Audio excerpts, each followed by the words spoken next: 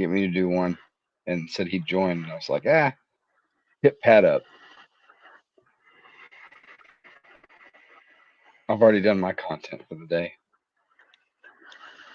Glock 19, Yeah. Koa. Yep. Glock 19 with the aim point.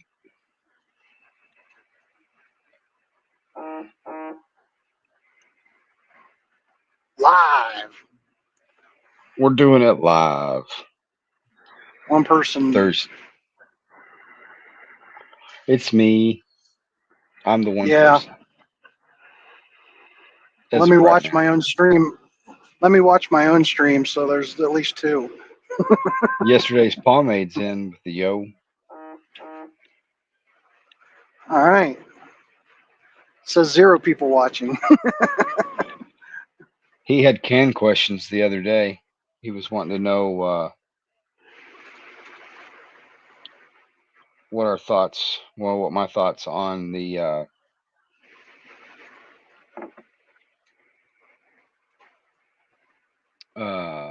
Silencer Central does their Banish line of cans, and evidently they've got one in 9 mil that's like 3.4 ounces or something. He was saying that doesn't need a booster. I told him that I was dubious of that, but then at the same time, I wouldn't think that a company would go full tilt with something. The Banish 9K.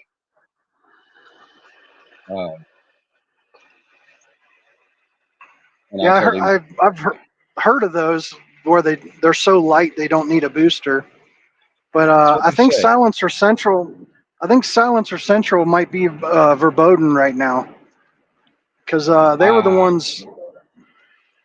They were the ones lobbying against the HPA full version being in the big bloated bill. Yeah. So they're not getting any of my money. It may have been somebody running cover for them, but I had heard that was a misunderstanding, that like they had advocated that if there's going to be a tax, here's how it should be spent, not that they were saying there shouldn't be a tax.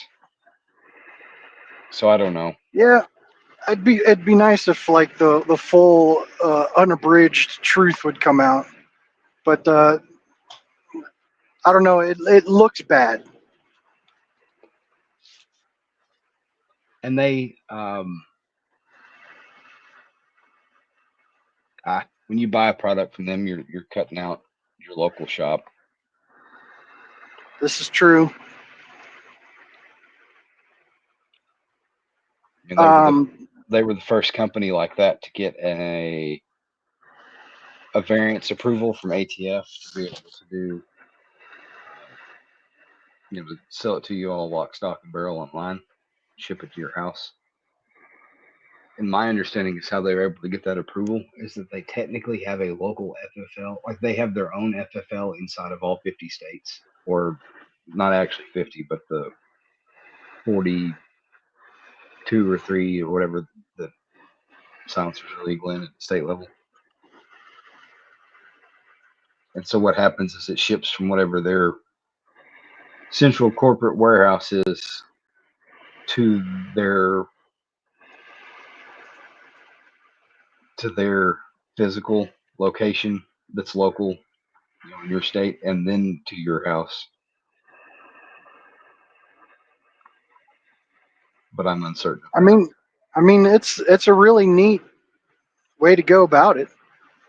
I guess more research is indicated. Need to figure out whether they were trying to lobby to keep their business model going and screw the entire country for the next 100 years, or if it's just a big misunderstanding. At the very least, somebody big at that company needs to come out and explain themselves, which they may have from what you said. And I don't. My other thoughts are. Go ahead. I don't remember where I heard that, but that was an explanation that I heard. I think that might have been on Budbusters, where Matt LaRossiere and Ivan, I can't think of his last name. Ivan that does Ivan's Guns or Ivan Prince or Ivan Shoots or whatever his channel name is. They were Ivan the discussing Troll, that might be, yeah. the The Rat. two, yeah, the Rat, the two nerd gun lawyers. You're familiar. I'm just spreading it for the other people. Yeah. Um, the other thoughts are I'm not sure if there's a good reason to have a suppressor on a pistol other than it's just fun. Rifles, I think every rifle should be suppressed. And also titanium cans, they're known to like shoot sparks out the end. So As long as you don't get if you're above worried, 800 degrees. I know if with the the low velocities and powder of a pistol, it may not be the same as rifles.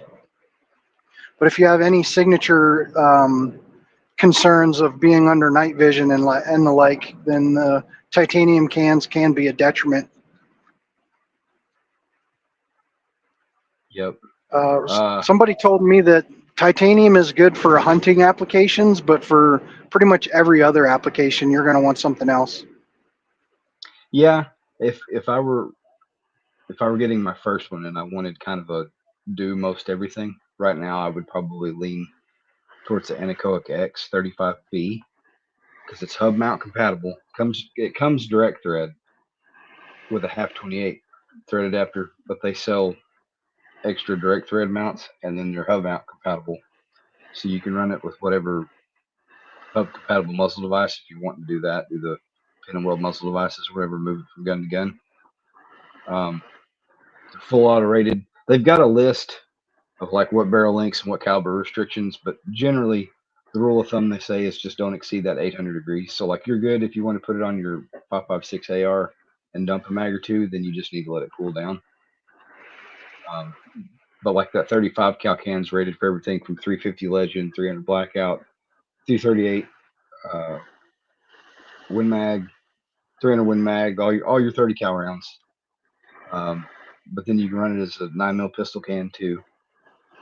Direct thread like on carbines, or you can get the piston and booster, and they sell on their website. They sell 2 or 3 competitors' products for that. So anybody's hub mount compatible piston or booster should work. Honestly, though, I think 9mm pistols, silencers on pistols is goofy. It's like Hitman, like movie fun for like a magazine or two, and then if that's kind of goofy. 22 makes sense. You certainly can't reholster it after you've gone through a mag or two. You're gonna burn yourself. Yeah, or you get like one of those like Filster floodlights or the T-Rex. I don't remember what it's called. The ones that are open-ended that just lock off the light. But even then you don't want to stick the gun muffler to your thigh or whatever. Yeah, I can see where they have their place in certain more military or you know world without rule of law kind of situations. But other than that, just some range fun. The only pistol I suppress. Let me add a caveat to that. Any 22 pistol should have a silencer on it too. Yeah, the 22s are fun. That last time that I was out at the range, Sunday before last, a friend that I went with, that took me, I should say, he had a Keltec P17 with the model of silencer, doesn't matter. But anyways, it was like quiet. I was impressed. Like, yeah, with my earmuffs on, I couldn't tell on versus off that it was any quieter with the earmuffs on than without, which is weird. I don't understand the science behind that, but like it sounded the same perceptibly with and without muffs. I guess because it wasn't loud enough to make the mic cut off. on my muffs. I guess that now that I'm thinking about it, like saying it out loud, that must have been why it sounded the same. Naked ear versus with the. I can see that.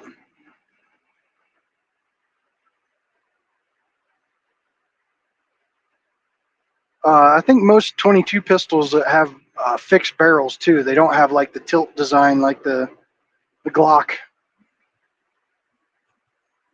Well, yeah, And that that would be P17's got the fixed barrel. yeah, that would be another caveat. Anything with a fixed barrel, like the Berettas with a threaded barrel, or 1911 with a threaded barrel, where you can just throw a can on there. I can see that being a thing. Well, the 1911 But tilts. at the, That's where the Glock at, gets it from. does it? That's the Browning.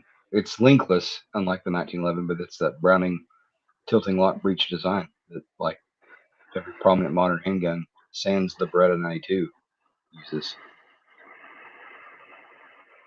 Interesting. I thought with the bushing on the end, like there was no way for it to tilt. Nope, it tilts. That's how it's got those grooved lugs. Oh, okay. The Glock is just simplified. It just uses that 90 degree, or not always 90 degree, because like 40 cals are tapered a little, but like it just uses that single square face on the top of the breech, I which stand corrected. the 1911 has the two on the barrel, like the zigzag, like it's like two on the barrel and three on the slide that have those locking faces.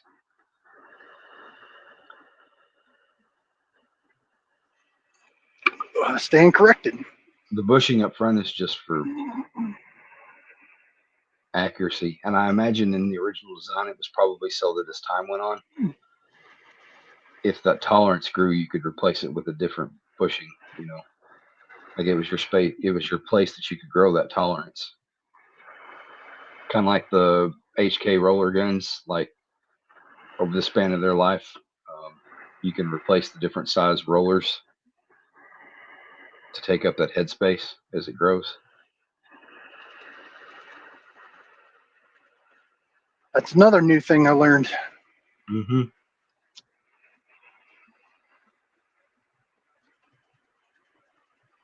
Now I don't know how many like thousands and thousands of rounds you have to shoot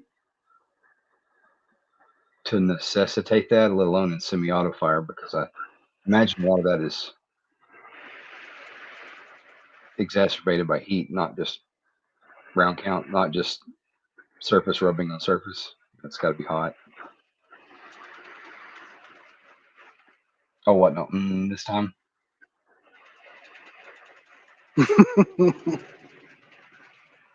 But My favorite has got to be I have the Keltec CP33, and mm-hmm. I have that suppressed with the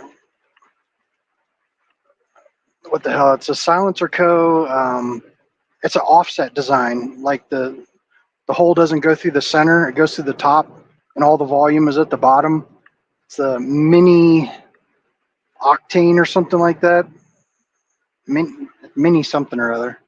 It's I not can't think of Osprey, it, is but it? in Osprey, yeah, Osprey. That's it. Like the bird. That thing is sick. If you put subsonic ammo in there, it's like a puff of air. It's crazy. I know I had the privilege to wrap 3 rounds through one time.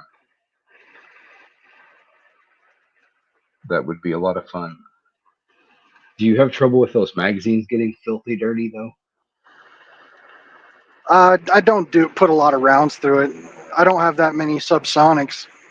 The regular ones they do get dirty, um, but I just clean mine with like Simple Green, which I'm probably not going to do anymore because I think it might be making the magazines weak. Might be working on the plastic. It's definitely possible. I know Simple Green's hard on aluminum. You got to be careful Like if you're pulling stuff apart and putting it in the ultrasonic cleaner, you got to be careful with the raw aluminum. It'll eat that up.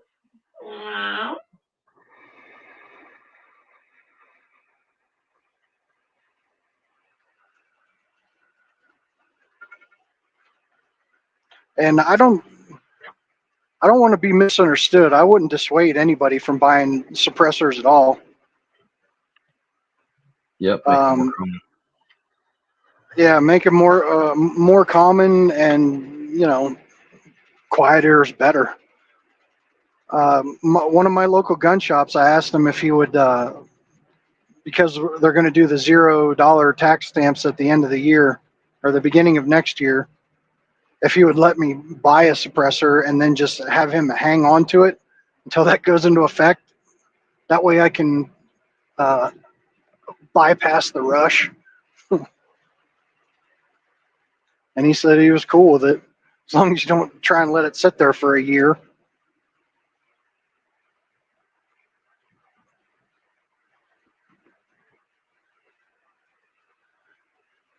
Yeah, we're doing that too. Silencer Shop posted that, and so all of the shops affiliated with them that have one of their kiosks are permitting that. And I think that's the industry trying to avoid the fallout from last time, where when we were on the cusp of thinking the HBA was going to pass the first time pre-Las Vegas incident. For about a good 8-9 months, nobody bought cans after Trump won the first time, and we had both the House and the Senate. We had that. Yeah. And so nobody bought anything. And like Silencer Shop, or excuse me, Silencer Co., for example, is one of like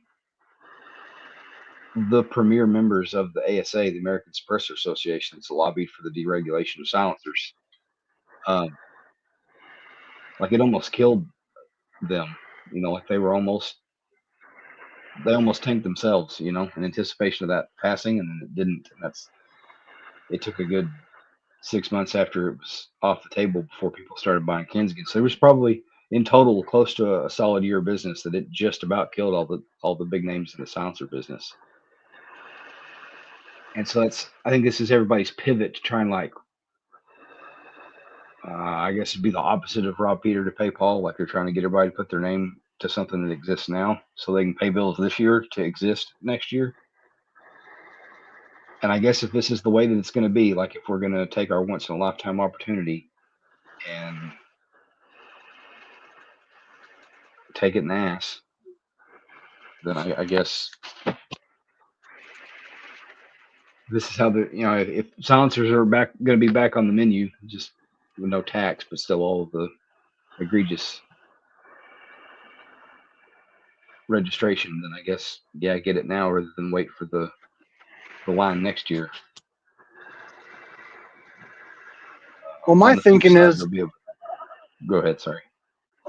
My thinking is I'm already on the NFA list for I have like 4 suppressors already. So it's not going to do any damage for me to just fill out some paperwork. And my other concern is, what's to stop me from just doing paperwork on like 50 Form 1 cans? Because there's no time limit on how long you have to actually create the suppressor. So I could just do a Form 1 on 50 cans, and then whenever I feel like it, just make one.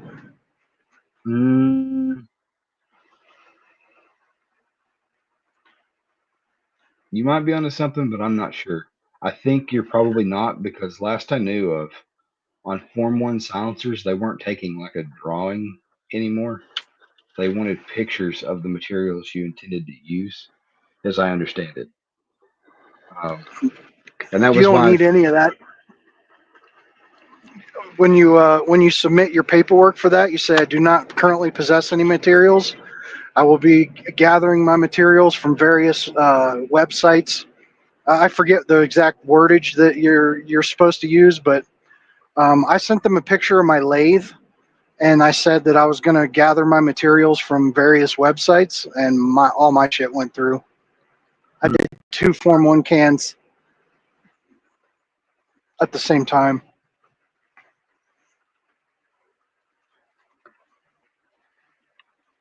Well, there you go.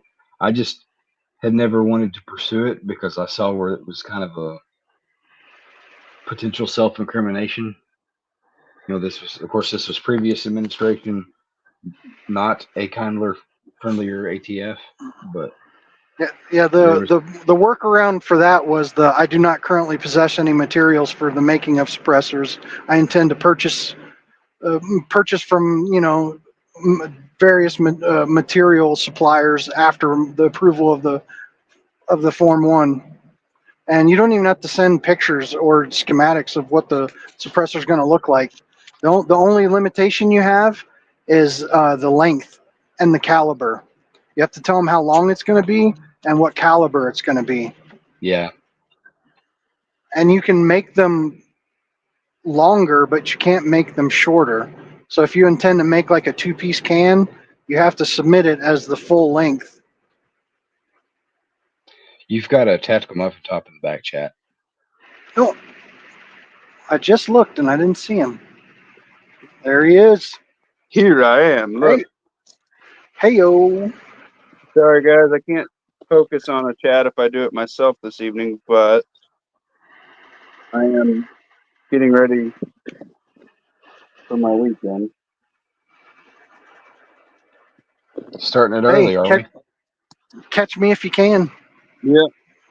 That's what it's all about. Yeah, buddy. I think the only other real benefit if you start your own chat is we'd probably have like 10 or 12 people in here and we have nobody. I don't know. And we've got Crash So and Kev. It's just a hangout session, I guess, Hey, which man. I'm okay with. I'm here to hang out with homies, man. I don't care how many people are with us. If they want to be with us and be homies, that's cool. But you guys are my homies, and I'll support you. I talk about suppressors and stuff and the failure of the letdown and what the landscape is going to look like from this point going forward. Right. Caught a little As bit. I asked, go ahead. I caught a little bit of that when I was in the back chat, being neglected. I kept glancing down. I didn't see you. You weren't neglected. Have you guys seen anything about this, the new appropriations bill, like the last quarter of their spending, all the stuff they're supposedly doing? No. They're cutting $700 million out of the ATF's budget. They put a bunch of provisions in there where they're not allowed to spend any money enforcing or defending the frames and receivers rules. So they can no longer even defend it in court. So basically, they have to give up their court cases. They're doing the same thing with like pistol braces. They're defunding any enforcement of that. A whole bunch of other shit. I mean, it sounds good on the surface, but it's the same problem we have with the HPA in its current form now with 0% tax. When the pendulum swings back to the left, when you know eventually it will, they can just add add the tax back and just go ahead and adjust for inflation and make it $5,000.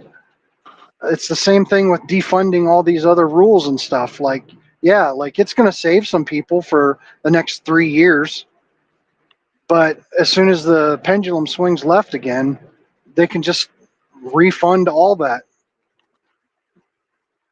Like nothing's going to actually change unless they get some sort of legislation through. The only way that's going to help, well, it's not really helping anything. I think if you want to take a little bit of advantage of it, you could, somebody who's already done the forms and all that, it's your time to shine. If you want to snag a 22 can or something, or an extra like 5.56 can or a 9 milli can. Other than that, if your name's already on the list, it's not going to hurt anything to go grab 4 or 5 or whatever your wallet can afford. Right. Which, yeah, but you can only have 3 on one deal. What? You only have 3 cans on one. No. You can have as many NFA items as you want. And if you're talking about a trust, you can put like infinite items on a revocable NFA trust. Oh man, I gotta switch my shit over to a trust. You can personally have as many as you want. There's no limit. Yeah, but I want it to be transferable and whatnot to like my son and all that. Now But it's he's a time to take advantage of that paperwork, you know. he's a minor, so you couldn't put him on there right now anyways. That's the one catch with the trust. Everyone on the trust has to be an adult. And now, since Obama, you've got to fingerprint and do a responsible persons form for each person on the trust. Yeah, I think that's another advantage of the 0% tax is because I have mine are all personal. So if I want to switch them over to a trust, I don't have to pay $200 per can Yeah, just to now's your put them in a chance to do trust. that. Now's your chance to do that for sure. Move them all over to a revocable trust. Put your My whole adult, family on there. yeah, your spouse, your adult Oh, your children, your like bestest friend in the whole wide world, like that dude that you really trust. So that way, if you traveled or whatever, now's your chance to do that.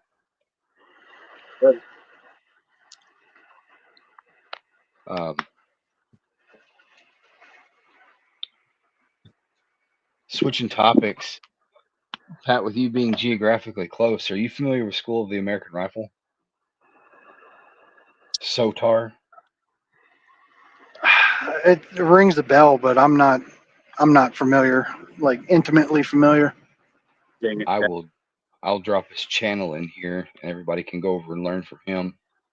Is that the guy that like tears down guns and like measures them and specs them all out and everything? That's the guy, yep. So he's in Yeah, Maryland. yeah, He's in Maryland and he does classes. And just the other day on his Facebook page, he mentioned he's had customers or students reach out to him concerned about traveling into and back out of Maryland with their firearm or their parts to assemble a firearm. And so he's looking at getting class guns or class parts kits so that a student can build, from parts, build the gun. And then I guess basically he tears them back down where they just get Legoed back together an infinite number of times. But I just wondered if you had ever considered a class with him. no. He I seems think like a real wealth of knowledge. Not worth Pat gracing his presence. well, it's pretty easy to slap an AR-15 together, and I think my days of like building guns and even hell buying guns is coming to a close. Unless it's a Glock 19 MOS or something like that, if I find used. Amen, brother.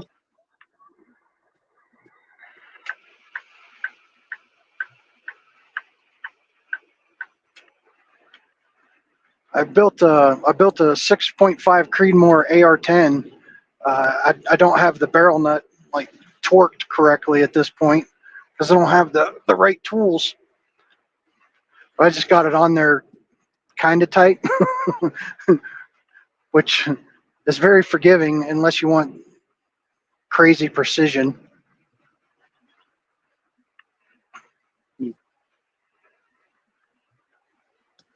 And drop the link to his channel in the chat. SOTAR, School of the American Rifle. He's interesting. He's got a mix of the old and new mil spec manuals, as well as old and modern diagnostic tools, gauges, and things. More stuff than just plug and play. And he'll explain the what and the why behind stuff. And then on stuff that are matters of opinion, here's his 20 plus years experience working and building exclusively the AR platform. He's gone and taken basically every manufacturer's armorer's course that will permit him to take it.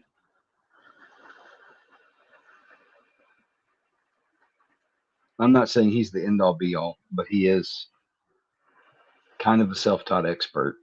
He's a little bit, he can give you his resume. He does in several of his videos, but Is this your alter ego, Lawfully? no, I don't live in Maryland. He's part classically trained like gunsmith apprentice and part, I think, machinist. As a background, as a previous life. So he's kind of like you. He's well traveled, Pat. And I know for the most part, like good enough, you know, a marginally trained rat can put an AR together and at least it be safe. It may not be a good gun, but it won't harm the user. But he's out. Like if you care, if you know, no, if you care about combat accuracy, like minute of man, like combat rifles are designed to be, then yeah, just anybody can slap something together. And because of the barrel, the chamber's already part of the barrel, then you're not really all that worried about headspace because everything's been figured out already. Ideally, as long as all the parts are in spec, and that's the thing that's the point he makes, that on the commercial side, there's a strong delineation between a government, like a military spec rifle, specifically talking AR-15s, and a commercially produced rifle. The commercial manufacturers, a little bit when an opportunity presents itself. Say again. I didn't want to cut you off. I'm sorry. So we couldn't hear you. You continue. I didn't want to cut you off. I'm sorry. So the mil spec rifles are actually easier to build a reliable rifle because you're guaranteed, like, it needs to shoot this one or two kinds of ammo really well, which is easy to build around. Like your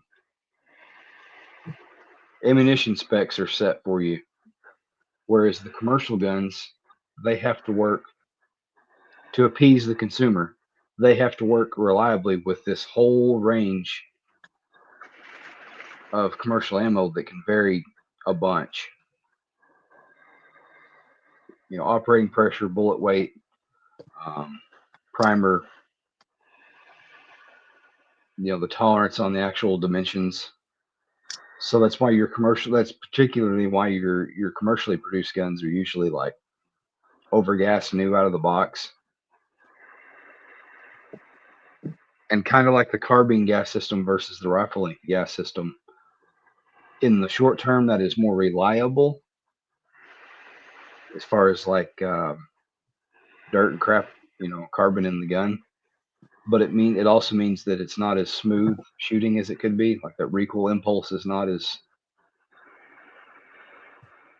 delayed and tuned. And it also means that the gun's just beating itself up harder than it has to. So that's why when he does his diagnostics, he'll measure gas port diameter, and he checks to make sure that the gas keys are truly properly staked to the carrier.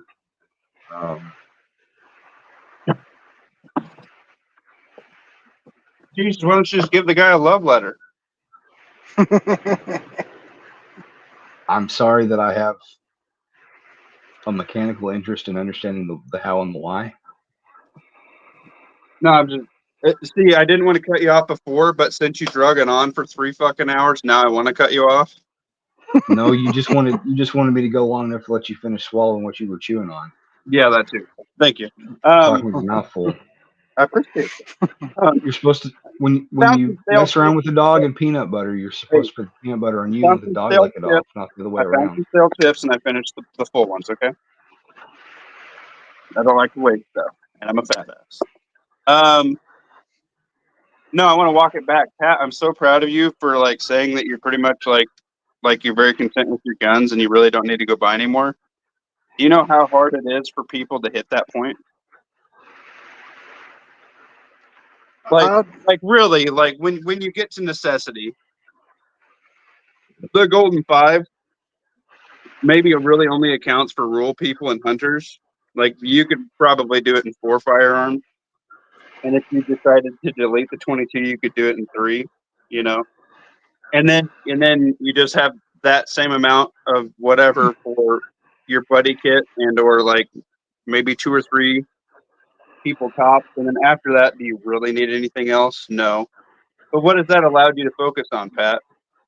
Because you moved some higher end firearms and whatnot around, and you got nods, and you got a freeze dryer, and you got a 3D printer, and you got, like look at the capabilities you added. And you got a thermal, right? I think you got a thermal.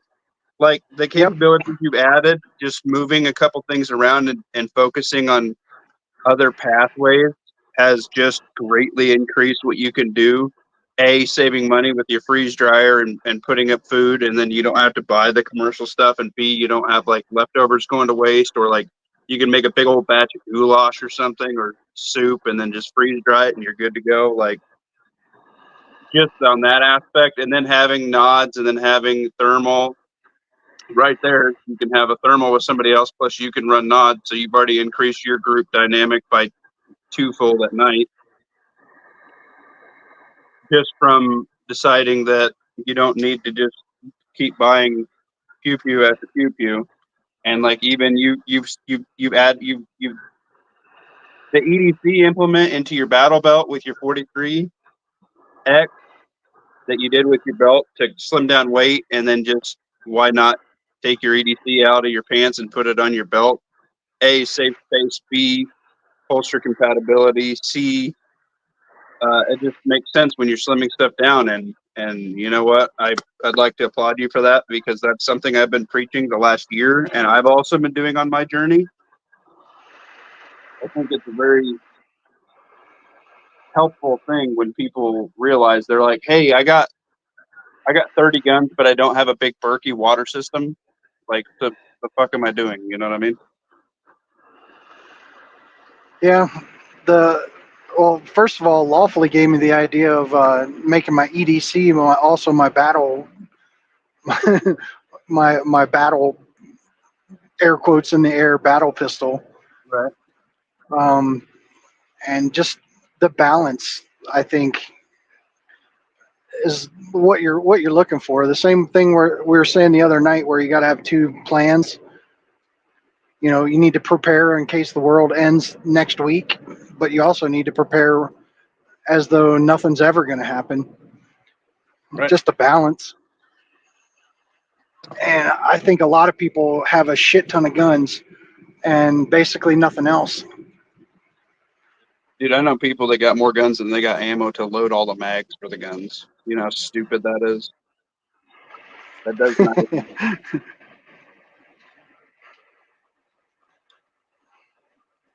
I'm not super happy with where my ammo stores are. I might still throw some money that way.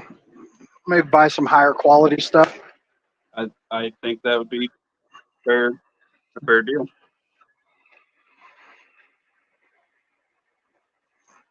And we continue to put, food stores and things back little by little. We're not doing anything crazy, except for those MRE meals. Those were stupid cheap, so I got 4 cases. They really were stupid cheap, man. And one of the guys that I bought them for already ate them all. He just like ate them for his lunches at work. I'm like, Jesus Christ, dude, you just like destroy that porta potty or what, man? He's like, yep, but it was cheap. And figuring it up, it was like what, under $3 a meal? Like it was cheaper for him to eat all them MREs than it was to go out to eat. So I mean, I guess. And That's hopefully not one the MRE purpose is of it. all day, you know, because you get the snack and stuff, or maybe he would like his breakfast and lunch and snack. But still, man, holy bejesus. Yeah, that kind of defeats the purpose. I can say break one out like every couple of months and eat one, just so you can know you can stomach it, and you test them, make sure they're still good. Right. But the whole point of me getting them is just for long term storage, or some people's SHTF is losing their job or having a medical emergency and not being able to work. At least you're not going to starve. Yeah. I ate most of the case. I still got a couple out of it. Waffley's over here gobbling it down. I tell you, I hate to admit it, but I have totes and boxes full of MREs. I can't tell you the last time I ate an MRE. I think I might have been like way back when I was still a teenager. You're grounded. Man, when they were nasty.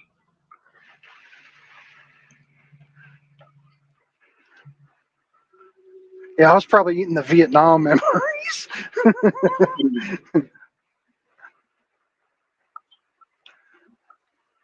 Because this is way before the GWAT. Yeah, they probably have improved quality. Improved But the like taste. I said, their purpose is to be there for, oh my God, I'm about to starve. And I guess if that guy's on that, at that precipice, then okay. Yeah. Well, I can't divulge any more information other than that. But he ate them. Well, that was kind of my logic in eating a case of them. Was kind of make sure that they were good, they weren't funky, and then the same, they were cheaper than going to fast food or somewhere. Yeah. So thanks for taking the hit for the team, because we all ordered them at the same time. You tested them. That means mine are good. Yeah, they I all came. have my 2 cases. They all came from the same warehouse. They should be safe. I gave 1 case and 1 spare MRE away for Father's Day. That way he would fight the temptation to crack his case open. That was very nice of you, Waffley. And then I've ate or opened all but 2 or 3. So they've all been okay. I mean, they're all edible. It's the menu 1 case. So it's all the like Mexican chicken and stuff. It's Yeah, let me see which one I chicken and Mexican dishes, most of them. Whereas menu 2 is more beef and pasta heavy. Case 2 is more beef and pasta heavy. Case 1 is more chicken and rice. Mexican. Yeah, chicken and rice, all the Mexican stuff. I got 2 of the bundles. That was an AB bundle. Mm-hmm. Yeah, that's what I did. And I think I'm going to take one of those bundles and, hey Mom, hang on to these for me. Yep. That a boy, Pat. That a boy. it is nice that you don't have to cook them. I mean, your money goes further in canned goods for probably as long or longer of time. And I guess in a pinch, you can eat your Chef Boyardee or whatever, like out of the can cold. I've done it before, but I can totally do that. You would want it heated, whereas this stuff is all edible. And two-thirds or better of everything in the pouch tastes just as good at room temp as it does heated. So I think the MREs have a advantage on weight and storage ability. What's the word I'm looking for? They don't take up as much room, I think, and variety with that portability. High calorie count as well for the space they take. Yeah, I agree. The variety and the calorie count for what a little box of those I mean, you could throw 2 of those in a hashtag yellow lid gang, and then still have some room for some other stuff. Probably water would be a good, or water purification. You know, throw a couple Sawyers and a couple life straws in with it. I mean, that's a pretty good tote to leave somewhere for a minute. You know, maybe a couple boxes. Yeah, I would want to keep them climate controlled. Yeah, like and in Grandma's closet. And because the science has already been figured out for us, that's why I would advocate leaving them in their heavy duty cardboard boxes until you're ready to break into the case. I can use it. Amen.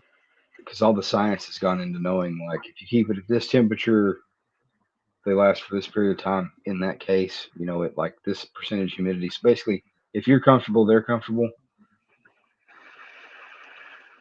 I'd advocate putting them inside some other kind of harder case, like a tote or something, because it keeps them away from the rodents. Yep. I'm a big. I don't have rodents in my house, but I understand what you're saying. If I were going to try and like storage them somewhere outside of my domicile, then yeah, I would concede that point. But then I also would not expect them to last long. They degrade quickly in heat. Right. Well, another thing is, it also keeps it. Oh, hey, Grandma, why do you got a couple cases of MREs here? It's just like, all right, well, this is mixed with the Christmas lights and the Halloween decorations. Nobody's going to know that it's there except for you,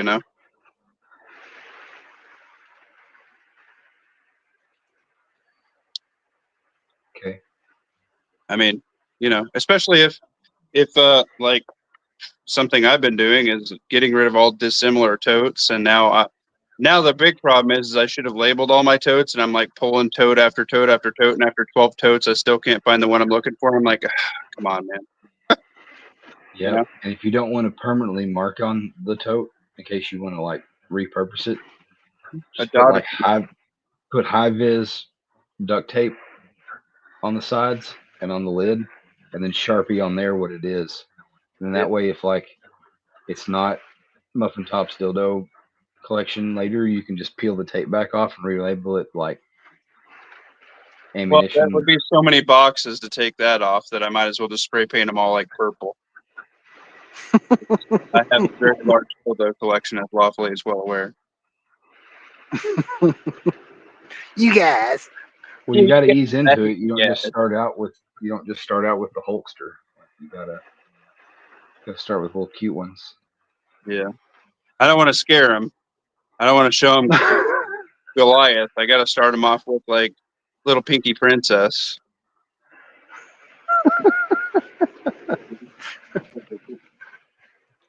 Why don't you show your face? I'm fucking working on shit. What does that mean? I am doing stuff to get ready for the weekend.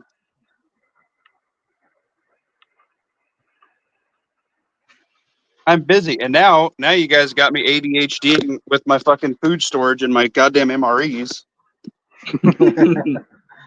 You guys got me squirreled on doing some other shit. Now I'm doing something I wasn't even doing before. He already busted him open, and he's like, "Damn it! I shouldn't have busted it open. Put him in my tote." That's what I was doing last week. I was geeking out on making my own portable batteries. I bought a bunch of lithium battery cells that I want to build into a bunch of 12 and 24 volt batteries. And I don't know if I want to use up my metal ammo cans or go to like Harbor Freight and buy some of their plastic ones. Nah, just go to the Harbor Freight. I'm a big fan of Harbor Freight. They got a lot of good shit. Well, they have a lot of cheap shit. I think the metal ammo cans would be a more durable, but then I have to, very well insulate so nothing could ever touch the side. Yeah.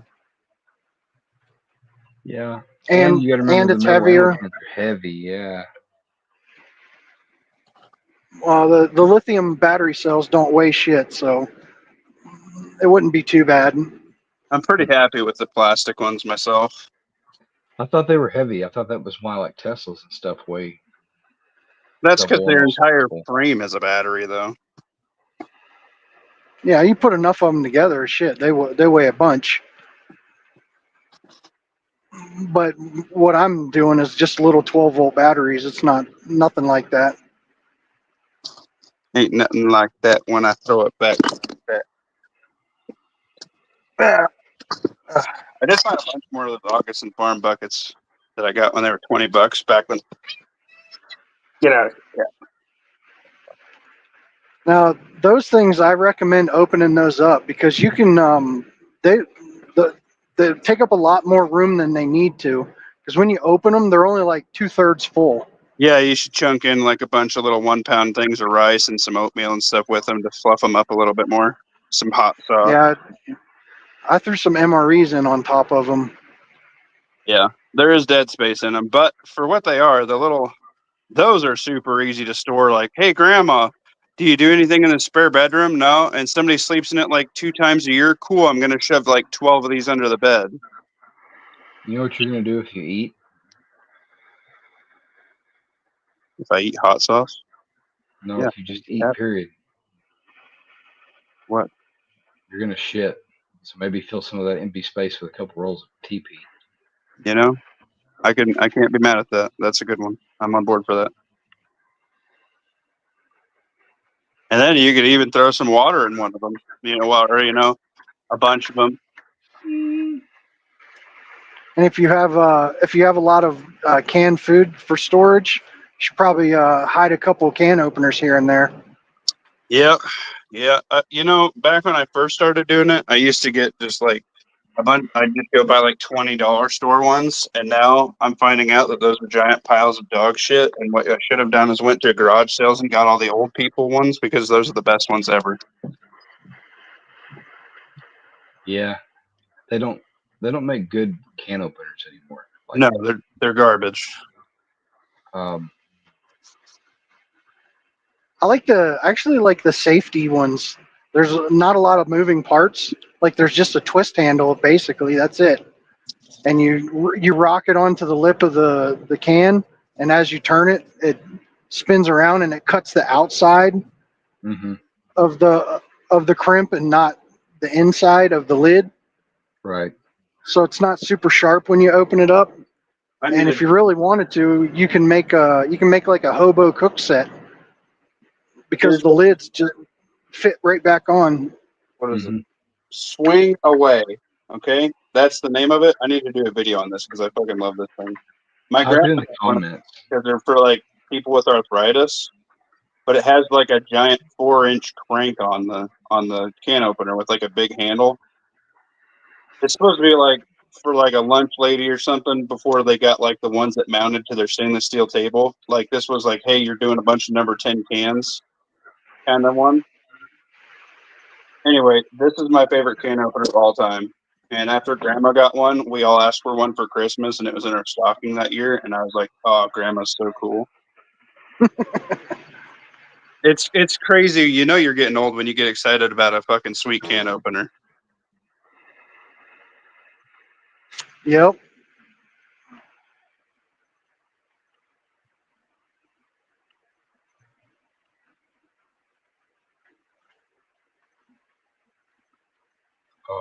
Now you guys got me hungry, you bastards.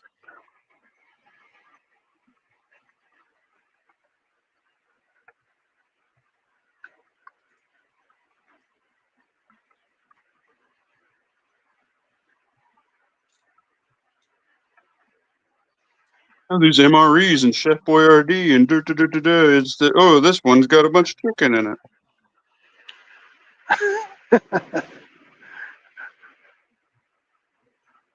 I mean, that's how I opened most of them. Was this time of day? I pop them open to rat fuck the snacks out of them, and then eat the entree for lunch the next day. So I kind of got like 2 meals or more out of all of them.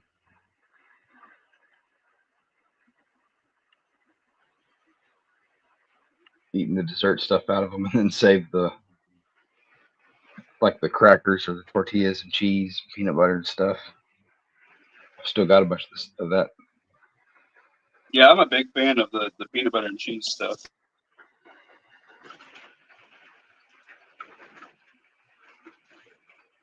still got a lot of the beverage mixes like the protein shakes and the electrolyte drinks and all that. Yeah, I'm not big on the chocolate shakes, so I saved them because I know people would be, and SHTF. And who was it? DJ the Metalhead Mercenary said you make like a kind of redneck pudding with like that and the sugar and all that. He said it was pretty bomb. You're like, man, that's HTF. If you had like some pancakes and you mix that in with like some Nutella or something.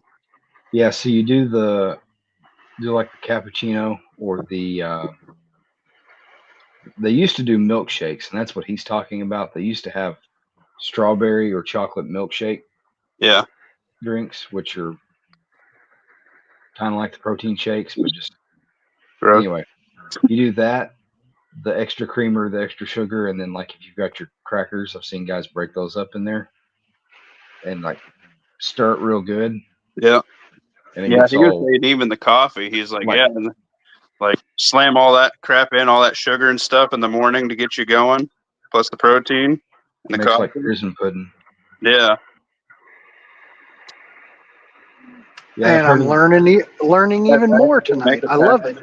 The little like 2 squares of folded up toilet paper. I've heard of guys taking the coffee grounds, putting that in there, and making like little coffee dips. Oh yeah, I just saved the toilet paper. I'm throwing that in my hunting bag for when I need to wipe ass. We all know we need to do that. You know what I noticed is I love to buy the flats of vegetables when they're like already wrapped, like 2 flats. So that way it's super easy for me to just grab that and store it, And then by the time I cut into it, I try to go buy another one. What I noticed at Walmart was there was so very, very, very few flats like that. And their green beans, they had one flat that had like 4 in it.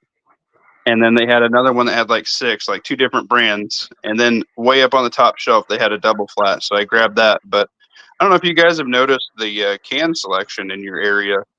I'm just kind of knocked down pretty hard. I've noticed some stuff shopped hard. The shelves aren't full all the way to the back. There's like a couple of cans all faced to the front. Yeah, and they got like the little cardboard flat, and then like there's nothing else behind it. I can't buy a whole flat like that. Why? Because I can't trust them to not beat the shit out of the cans. Nobody, yeah. They don't give a shit anymore. Yeah, I don't mean the like individual drone with the blue vest on, responsible for that area 8 hours a day. I mean like corporate doesn't care anymore. So they don't, used to, if there was a dented can and you gave it back to them, they would just take it to the back and they would insurance it out. Now they just don't give a shit. It can just sit on the shelf for 6 months. They don't even rotate the merchandise half the time. And that's not as big a deal on canned goods and stuff, but it's a big enough deal back like 21, 22, like still peak COVID or whatever. I tried to give them back their same 3 expired, like out of date plastic tubs of ghee. And they told you, nah. No, so the first time I couldn't find anybody, so I set them over on one of the like vendor islands, in between like the coffin freezers. Thinking like, it's not the Triscuit guy's responsibility to fix this, but somebody will find it and then go, oh, this is out of date, and take it in the back. The second time I physically handed it to an employee and said, hey, these are on the shelf, they're out of date. And I'm talking like a week or 2 later, like I touched the same 3 out of date packages of ghee, gave them to her, said, hey, these are out of date. And she said, oh, okay. And she put them on her little working cart, the little like ladder cart thing they've got now. Thought that was solved, and then was back in there the next week and finally found a manager that I know and gave it to him and told him like, hey, this is the 3rd time I've laid hands on these 3 expired packages that have been on the shelf, and they were like almost a month out of date. Like, and I wrote on it with Sharpie last time the date. Look at this shit. Man, that was the next temptation because it's out of date on the shelf. And maybe that, It's fine if you choose to buy it and then it goes out of date in your pantry, but that's just probably illegal. Well, as we all know, the best by date was put on by large canning corporations to do what? Improve sales, so that way things weren't sitting there, and to make people throw stuff out of their pantry and go buy new again. FDA had to set some sort of random number on it, and that's what they chose. We all know things go way past their expiration date just fine. I have Yeah, been but I'm not. eating out of an entire tote for my lunch for like the last 2 months. So in between salads and that, and like going through just cans of corn and tuna and just random shit. And I'm still alive and fat, so I'm probably fine. You are, but I'm not paying $12 for a little, like not even quart of No, yeah, expired ghee. Like, yeah, I get you.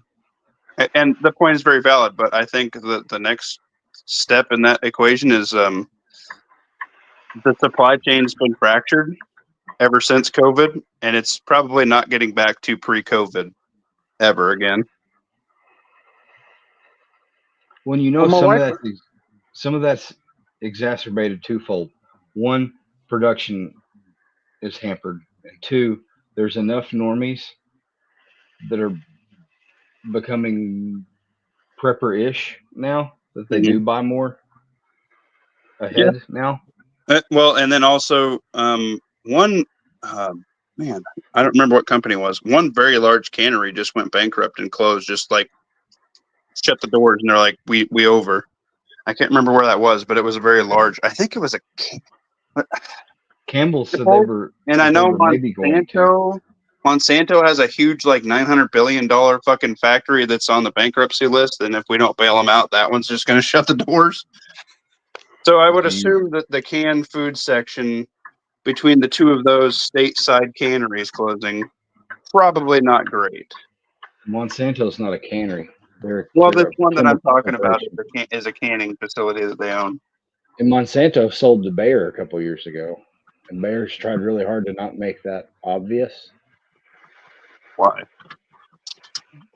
Because they don't want any more bad publicity. Oh, fair enough. my wife and I were just kind of talking about this the other day. The shit that's gone wrong since COVID. Like it's normalized now that like nothing is open 24 hours. Like Walmart's, almost all of them were open 24 hours except for the smaller ones, and that's not the case anymore. Heck, gas stations that used to be open 24 hours aren't open 24 hours anymore. And just service in general, the whole service industry, I think, was damaged somehow and hasn't recovered since COVID. Just the service you get when you go out somewhere is subpar at best. Yeah, I think. And you know what's even worse is those are some of the first jobs that are going with this AI shit. And you'd think they'd want to fight a little bit harder. There's a reason why people still want to talk to a person, especially the older generation. There's going to come a time when if you're going to treat people like shit, they're going to say, well, fuck you, go get another job then. And you're going to work the shittiest job. Like, you might not have people interaction, and some people are like, oh my God, people, they're worse. But you're going to be like, I don't know, at a paper mill or something, and it's going to suck. And you're going to be like, man, I wish I had my air conditioned job at like Walmart at the cashier instead of like wearing all this protective PPE that I have to wear and like a hard hat and all this crap and like recycling paper or something. Like, I don't know. It's just an example. Or like you're going to be like at a freaking, you're going to be at something that makes packaging or like popcorn peanuts or you're like any factory. Like you're going to be at a meat processing plant. And you're going to be like, oh man, this fucking sucks compared to me bitching about being a cashier at Walmart, you know? Well, I know you literally have a fucked up back, so I'm like not taking any credit from you. But if you haven't been a cashier at Walmart, I have not. I have not been a cashier at Walmart, and I can't be because they have a 75-pound weight limit. Actually, it's 90. I think it is a strong mix of a sore back and like an emotional drain because every complaint that somebody that shops there has, the cashier hears about it. Yeah, I have family members that have been managers at Walmart. I understand, and they started as cashiers. But Like yeah, those old ladies that have been doing it a long time. The only thing I can imagine is that they're just old enough that their fucks to give have gone, but they're old school enough to hold their tongue. But I don't know how anyone under the age of 40 could be a cashier and not want to go start a shotgun at the end of their shift. Because it is the times that I would get called up to help check the front, like when they needed reinforcements, and you get pinned miserable. up there for an hour or two, sucked ass. I'd rather go push carts like in the middle of summer in all black clothing than Bro, I push carts at Sam's Club, and those are the big boy carts. I yeah, would but there's shred fewer it of with them. football. No. I'm in Nebraska, okay? I'm in an area of Nebraska where this Sam's Club, everybody from 2 hours away drives to because they don't want to go to Lincoln or Omaha. Okay? This is where all the small town people go. Every fucking cart is out of there unless you're constantly pushing them in. I was shredded in football. Yeah. It's the I went to By and Little Large Caesars. Supermart from Wally. Yeah, I had to go to no joke, dude. I had to go to Little Caesars to get a break, and then I got a bunch of free pizza.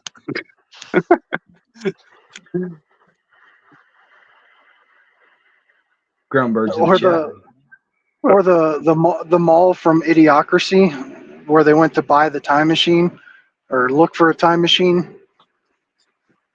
I don't remember that right offhand. That scene. I've only seen Idiocracy one time, if I'm being honest. And I had to buy it on DVD just to watch it that one time. I've never watched it. Are you serious? Well, come cuddle with me, big boy. I know what we're doing this weekend. I was a cashier at Kmart two different times when I was in high school.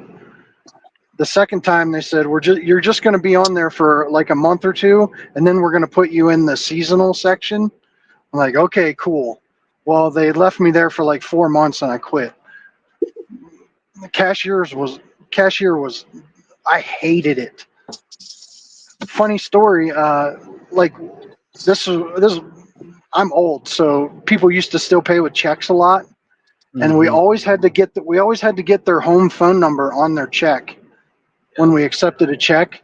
I looked at this lady. She was older than me, but she was an attractive lady, and she hands me a check, and I immediately turn around. I was like, "Can I get your phone number?" She looks at me completely sideways, and she's like, "No." I just kind of stared at her holding the check for a second. Like, it took me a moment to realize like what was going on. I was like, I need it for the check. You're like, but can I have it personally? I just always thought that was funny. You know, in between work comps screwing me around, I got a job at a Kmart, and I was the guy who was putting together all their patio sets and grills until they did the exact thing to me. They're like, oh, yeah, we can't put you on because of my restrictions where I can only like stand, sit, and do whatever for an hour, and then my 10-pound weight limit was like what I definitely couldn't do as a cashier there. And then I built all their grills and all their patio sets, and then they're like, okay, you're a cashier now, and I was like, oh shit, I should have went way slower.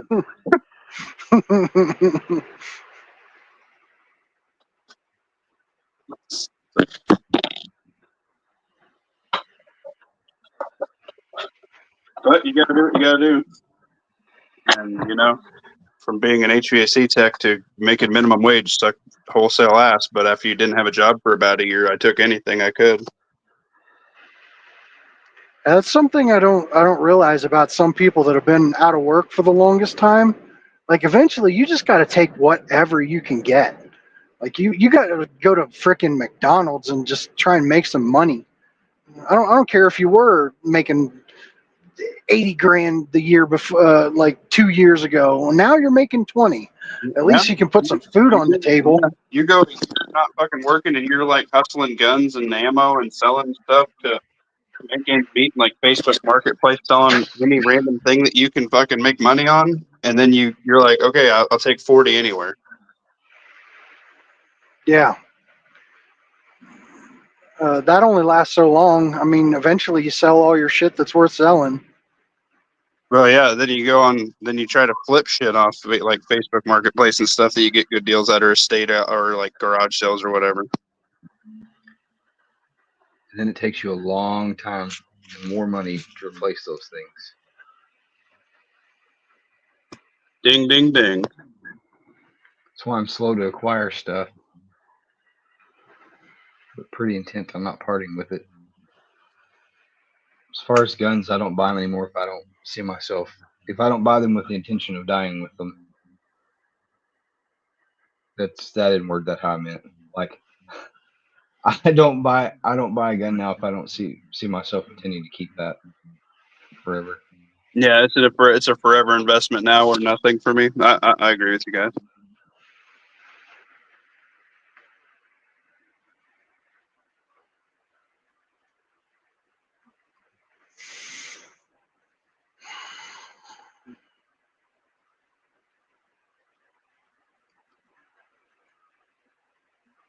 I don't know how long my gig is going to last. Before your AI It's truck. well, I feel like there's still. I'll be out of the business long before that becomes an actual thing. That's good. Just my health is not good for having a sedentary job. I understand. I mean, I was never in the best shape, but now sitting on my ass for a living is making things worse. And driving a commercial vehicle, they're kind of sticklers for having healthy hearts and stuff.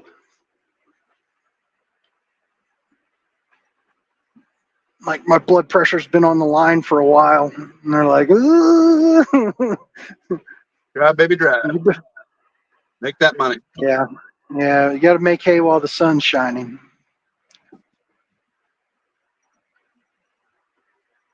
And that goes for anybody.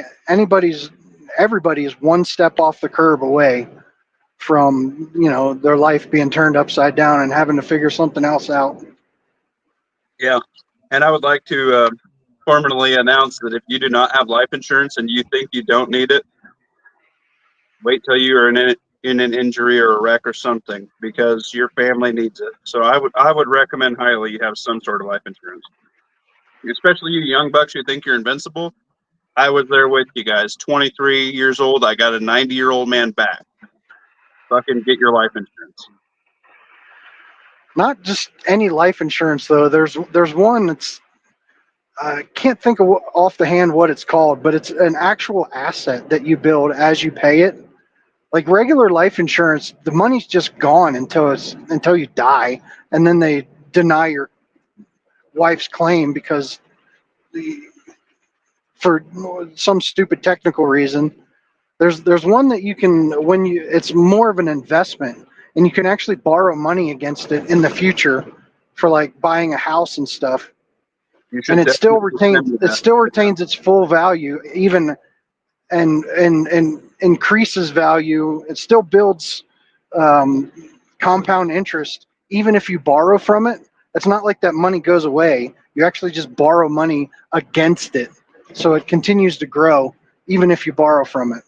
Crash and Kev said whole life insurance, which is what I was thinking. Yeah, it's something like that. But definitely look into that stuff because that's the way to go. Not just regular old life insurance. Yeah, and when you're first starting out, it's worth not having a case of beer or a bottle for a weekend to have that. Trust me. I've always been a pretty good advocate of short-term and long-term disability because I've been on it before. And the first time I wrecked a motorcycle, I took a on-road, off-road dirt bike, basically motorcycle off-road, and fucked my knee up. I had to get surgery, and I went to the state. I didn't have disability insurance or anything like that. I went to the state to try and get help because my wife had to go to work. Like she wasn't even working up until that point. on the regular anyway. She'd get a part-time job here and there, but when I got hurt, she had to go to work full time. And when a person hasn't worked and has to go to work full time, you get a really shitty job and one that doesn't pay any of the bills. And we were in trouble there for a while because even in Pennsylvania, like they're super easy on their welfare. Like we couldn't get anything. They wanted to give me like $90 a month in cash assistance. Yeah, I got But $50. I got $50 every 2 weeks for my food stamps. Is all I got, and I was unemployed for almost 2 years straight. Yeah, I think we might have got some like SNAP food benefits, but they wanted to give us like $90 cash assistance once a month, but only if I went to like their job training thing. Like I can't drive. My knee is in this thing. I can't drive. And it would cost more in gas to go to this place than you would be giving me.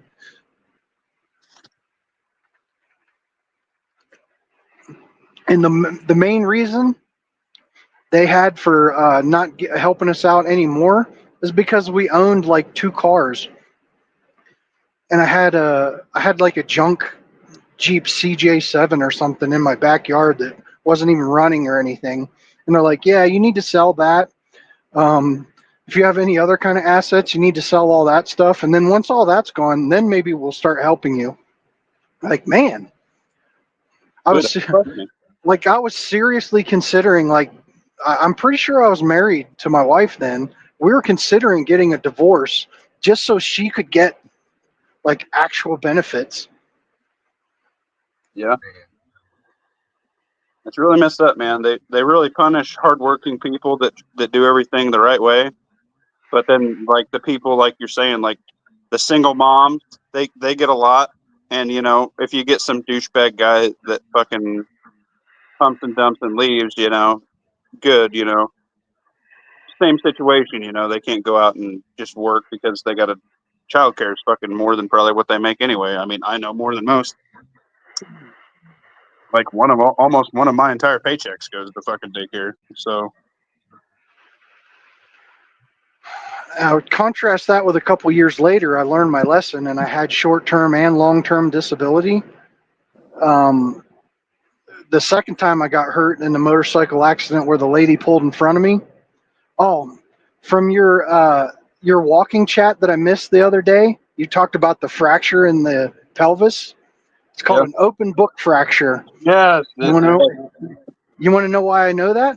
Because that's what happened to me in my motorcycle accident. Oh my god. I am so sorry for you and your pelvis. Yeah, it was broken in 5 places, and I have a metal plate holding the front of my pelvis together now. It was awesome. It'd been cool if you said the back of the pelvis. So we could say you have a titanium taint. But that's an opportunity well missed.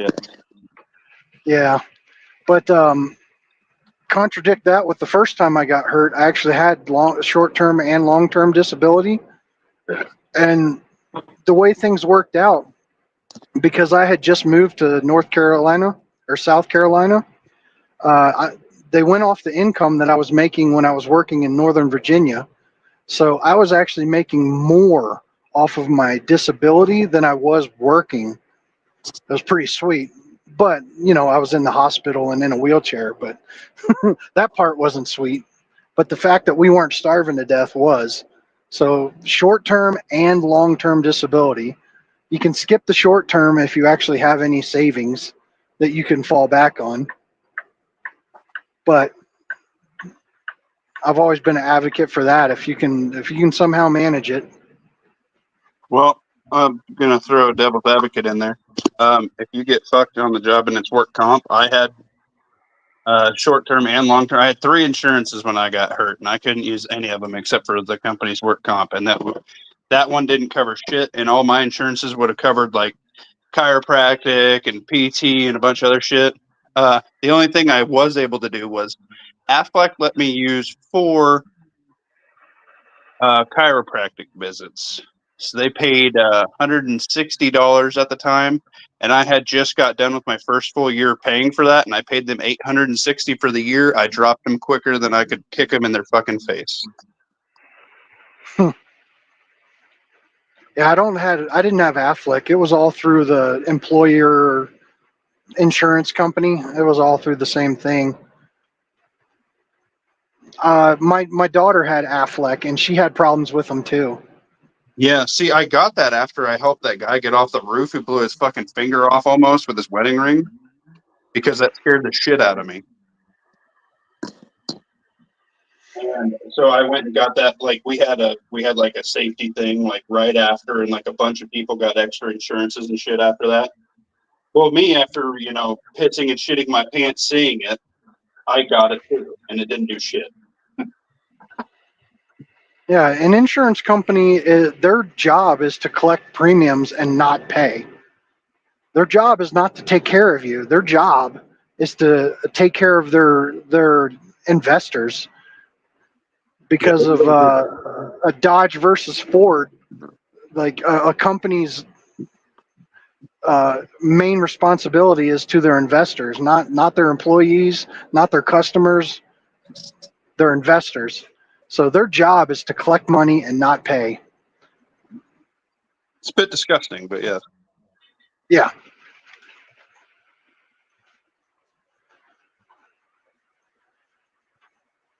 Well, Lawfully, anything that you got going on over there? I've got 10K of life insurance. That's enough to put me in the ground. There you go. I have any loose ends, but not enough to make it worth anybody whacking me. You're getting whacked, but in a different way. Did you see my goldfish comment? On this, no. Yeah, it's like 4 comments back.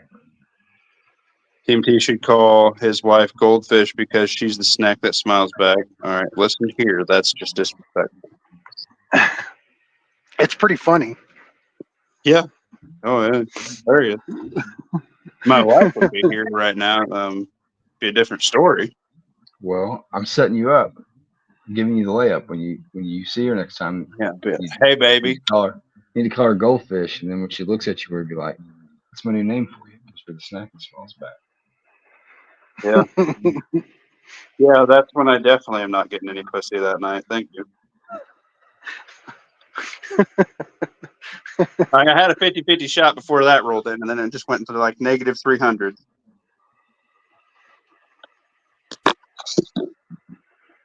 Well, with that attitude,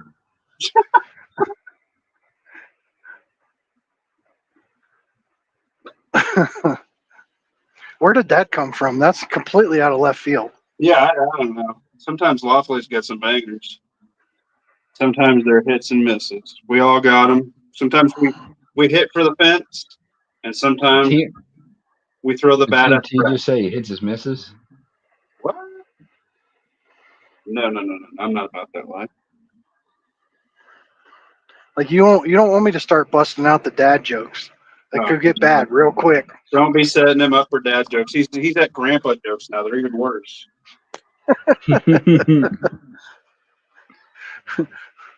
What do you call it when a trans person gets turned down in the bedroom? God. Transaction denied. Oh my Yeah, God. transaction declined. Oh, boy.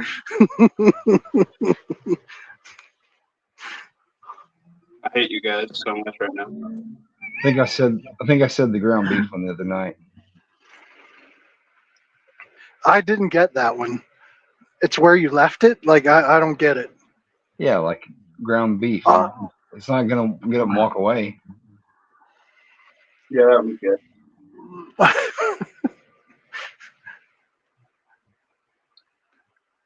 Come on, Kev, you've got to have a dad joke. I think Crash and Kev's still watching. He left. Are you kidding me? He had to listen to this crap. His ears are bleeding.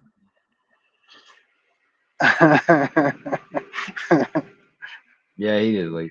Never mind, Crash and Kev. Try to give the guy a shout out. Replay crew, if you're listening to this in the morning, comment your favorite dad joke. Oh God. We'll come back to laugh at it with you. You know what I did though today? I listened to Day at Wrath again. It's that Ironclad guy YouTube channel. That guy is pushing that so hard. If you I watch, don't know who that is. I don't know who it is either, but he keeps having a whole bunch of shit with like T attacks and like this guy, this specialist and this specialist are like, yeah, this shit's gonna pop off. We're super fucked. And I'm like, oh, okay. And then you hear that about 16 more times with different guests. And they're like, oh, this guy's super Navy SEAL, and this guy's a nerd, but he's an intel analyst. And then they got this guy who's this guy's border security top secret Black Star, whatever, the GI Joe, GI Jane, transaction denied. And I'm like, what is happening right now? I'm like, so because of all that, I listened to Day of Wrath again, and I was super pissed again. So, you know. Well, for sure, it's something to look out for, but it's the whole YouTube thing. Like the only way to get any traction is to sell that fear and the doomer porn is what they call it, I guess. Like that's how you get your clicks and that's how you make money on YouTube. Like YouTube is severely lacking in like entertainment anymore. We could just be like good people and try to build fellowship and good people and better everybody instead of worrying about views and shit. Yeah, that's what I'm going for sure. Yeah, like remember when I've been doing this for 2 years. I had 1,000, so that's what I'm gonna say.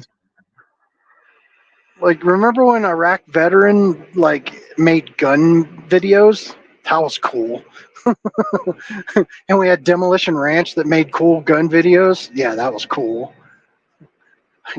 Like the only person that really makes like actual gun videos anymore is Grand Thumb.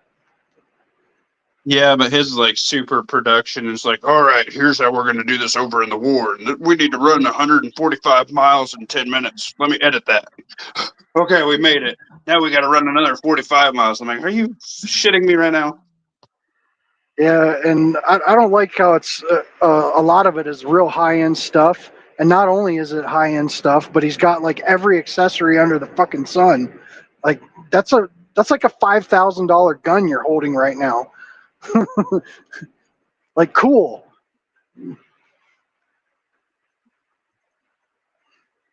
Yeah, like I just nonchalantly came over here with like $1.3 million worth of gear.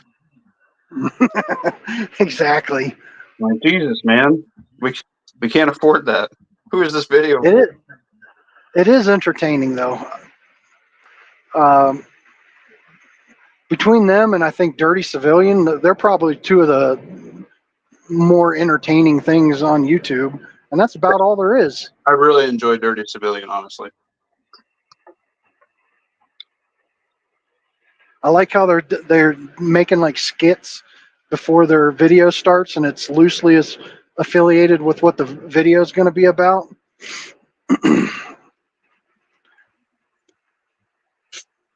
All right, Lawfully, drop your 2 cents and Cupcake. How about you just go over there and fucking lay down some suppressive fire? Listen here. Maybe I can be the guy who runs over there. Hey, how about you just shut the fuck up and feed this guy mags? Yep, that's the exact video I'm thinking of. That one was hilarious.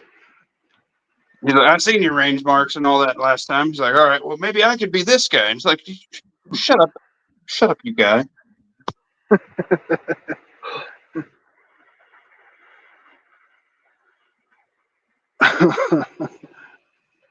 14.9K steps today.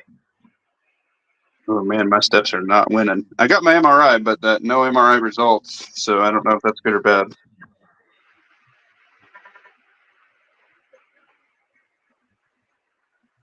He asked me if I wanted to come in and have another consultation about the image, or if he just wanted me to call me and tell me what was going on and see where we're going from there. I said, which one's faster? He said, if I just call you. I was like, well, let's fucking do that one then. Okay, because we already know we're going another step past the damn MRI results. I only have 3,700 steps today. The only reason that I have so many is we were kind of slow. and there's a construction company going through putting in sidewalks. And so they've cut up all of our frontage and tossed the dirt and grass that they pulled up over the front of the rest of our grass. So I was going around getting shovels full of dirt, filling in like spots around the edge of the parking lot and whatnot. We've got like a gravel side lot, just filling in the low spots. You're a good person, Lawfully. Something to keep moving. Got a little bit of sun in, some more steps. All right, Give Jim, it 6 you're gonna months, have I'll to go let me outside go. and I'm gonna lurk, but I'm gonna hop in the shower, so you won't hear from me. I usually hear you from the shower. Wait a minute. You're in there like, Come here, Lawfully. You guys are sick.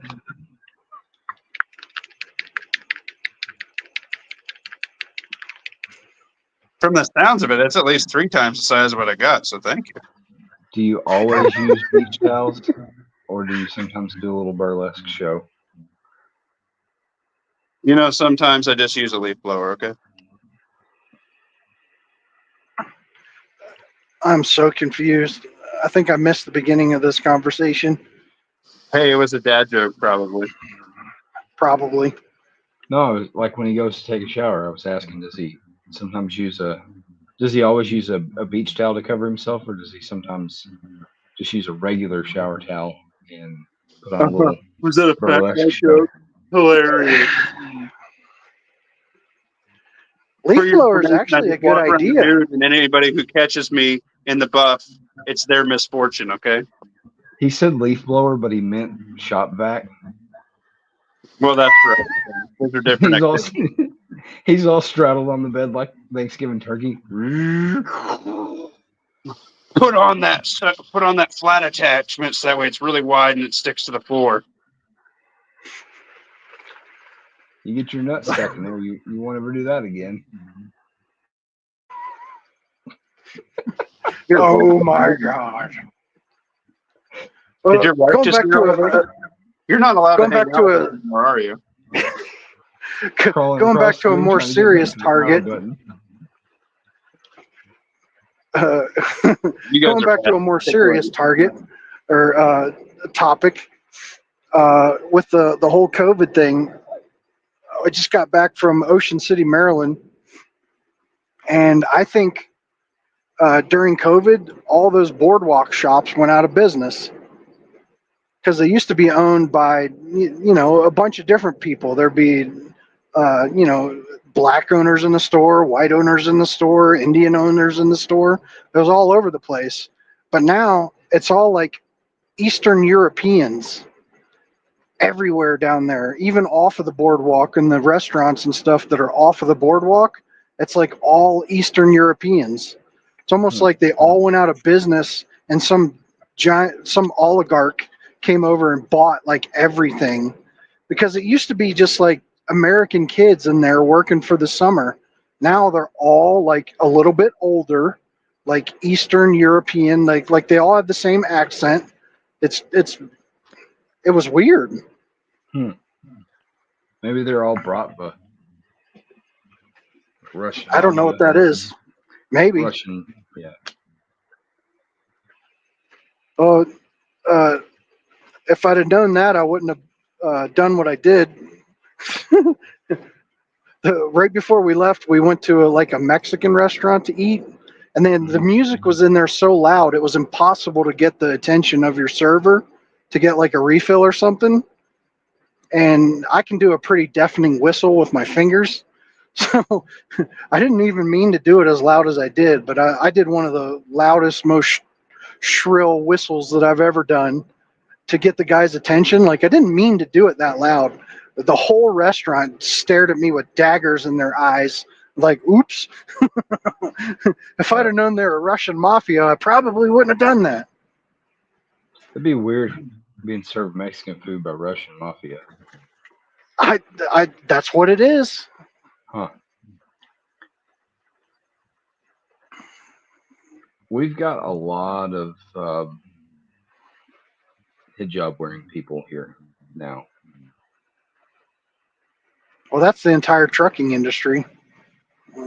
That's who took that over. I mean, that just live around here, and I've noticed, going shopping on different days. Um, Sometimes you'll notice, and I don't mean a bunch, like they're a small minority, but it's infinitely more noticeable than it was a decade ago. And some days it'll just be the women, and sometimes it'll be the women and men and children. And the men all have upper middle class or better attire, and then the women have like the silk dresses and the silk burqas or whatever, or hijabs. The kids are all dressed nicer than I could afford. So I don't know what jobs they get into when they come over here. I mean, they don't all own smoke shops and gas stations. So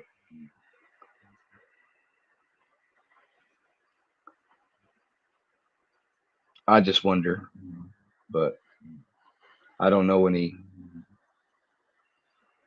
first generation Russian immigrants or Slavic people in the area. I mean, I'm sure we've got more than one or two families, but I didn't realize how many Muslims we had till there was this epiphany one day.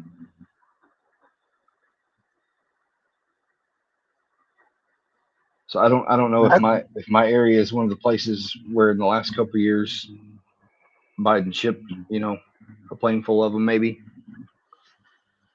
or what the deal is. But even if they're not placed together, it tends to work out that way. Sure, What people was it? seek out. Like way back in the day when you were just headed out west and you're trying to stake your own claim some land.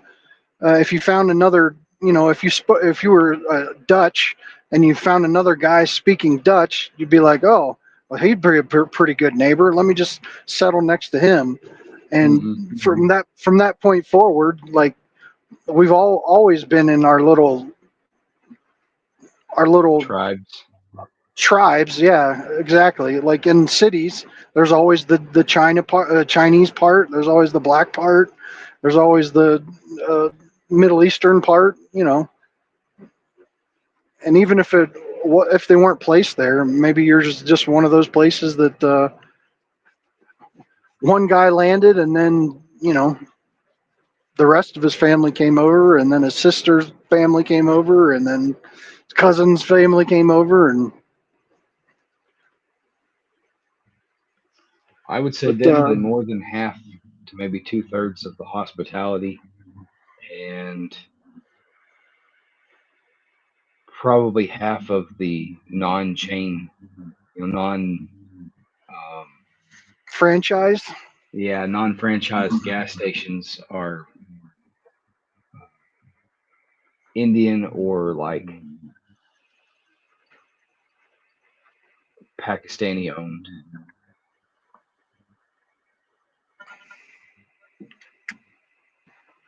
That's the way the trucking industry is. I'd say 8 out of 10 drivers I come across, they're of some sort of Middle Eastern descent.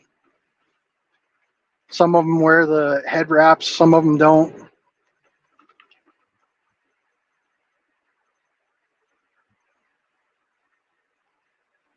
And it's like mega carriers and the crazy trucking names.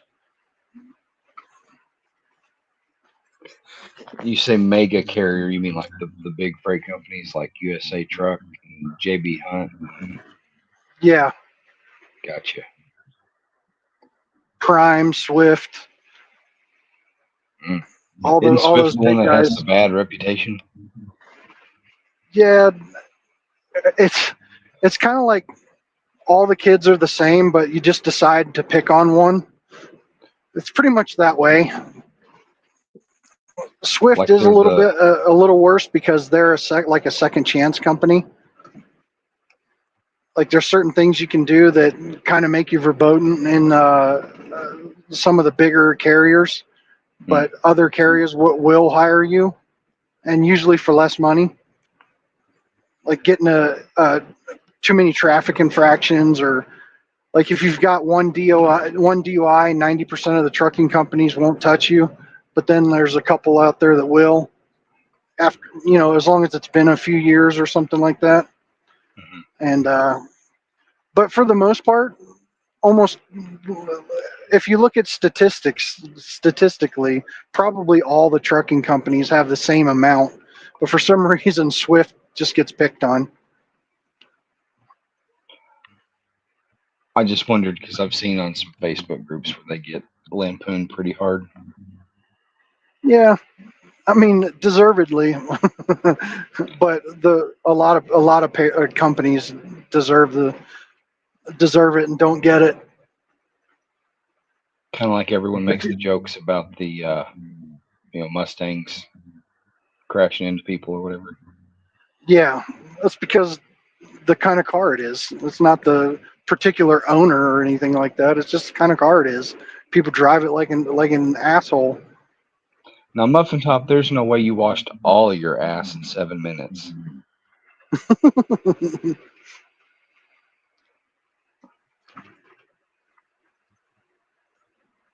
I wonder how long Patriot's been waiting.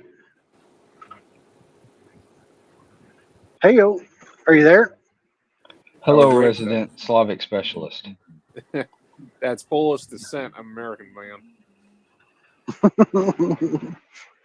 Just because I'm Polish in background doesn't mean I'm not American. No, you're American. We were talking about Eastern Europeans a while ago, and Pat was freaking out that maybe he whistled at some Bratva. I don't know if you guys heard, but apparently Serbia is now going to be stopping import shipments to the United States now. Yep, no more PPU ammo and no more Zastava AKs. I wouldn't say that because Winchester's actually rebranding the PPU imports. The stuff that I have seen come in that's Winchester that's imported this year, like some 9mm, was made in Bosnia and Herzegovina. 7.62 by 39 Winchester. That's private partisan, believe it or not, rebranded. Well, that will be corked off. Well, what's the reasoning? What's the situation that caused all that? The fucking Ukraine conflict, because believe it or not, Serbia is a Russian ally. I wouldn't have believed that. I would have thought it would have been just. I figured all of the European nations' butts are puckering right now. That's why there's not been a bunch of European like M80 ball or to some degree even 5.56 to kind of undercut the American manufacturers. It's because they're all war stocking it for themselves.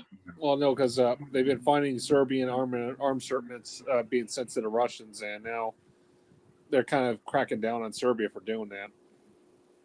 Well, it was Serbia's government that made the announcement, so I don't know. Well, I've seen actual evidence that the Serbs are definitely backing up the Russians. Okay. Yep. Now the Russians are losing their ass right now.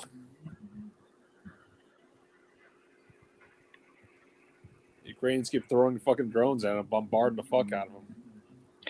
Yeah, I watched a video the other day where they were showing the domestic arms market in Ukraine.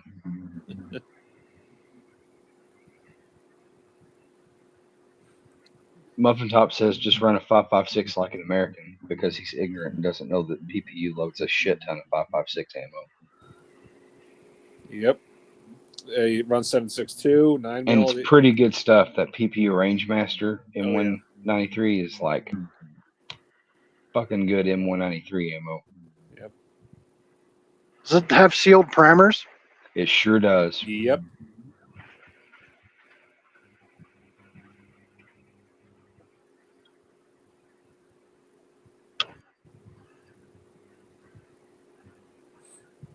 Yeah, I'm drastically uninformed when it comes to the what's going on in Ukraine and Russia right now. Last thing I even remember hearing about was that crazy drone delivery system that they came up with. The false ceilings and the little tiny homes or whatever that they were having delivered or had taken into there. That's been a while. They had drones that were in shipments of trucks, dude. I mean, Ukraine's literally stockpiling with fucking shit tons of drones from Latvia. I've seen them from fucking Turkey. They're getting them supplies from Japan, believe it or not. I mean, regardless, they're just building up fucking drones against Russia. That's some scary warfare. I have 2 thumbs, but YouTube will only let me give you 1. I mean, would you rather have human beings go to the front from America, or would you have drones take care of the problems for you? I'm scared to death of drones. Like being, they can always be turned back against you. Just like building the war machines, the Terminators. Well, when Skynet becomes aware, and we've already built all the Terminators, like there's just no defense against them that I can see, and it's just scary stuff. You know what's sad now is Elon Musk now made a fucking AI. It's where you can literally have a girlfriend companion you're chatting on fucking Google with. Yeah, I've heard some stories about that stuff where a guy was like all depressed and about to commit suicide because his AI girlfriend, like something about Grok can only run 100,000 words or something like that. Yeah. And he got to the end of his 100,000 words and his girlfriend reset.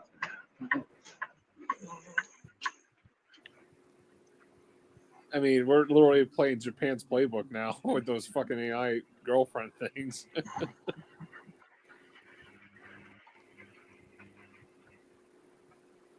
Like, really, I don't get a girlfriend, but I gotta have a fucking AI girlfriend companion. That's really smart. Well, when they load that in the sex robots, that's when humanity is over. Yeah, but the problem is it's not human.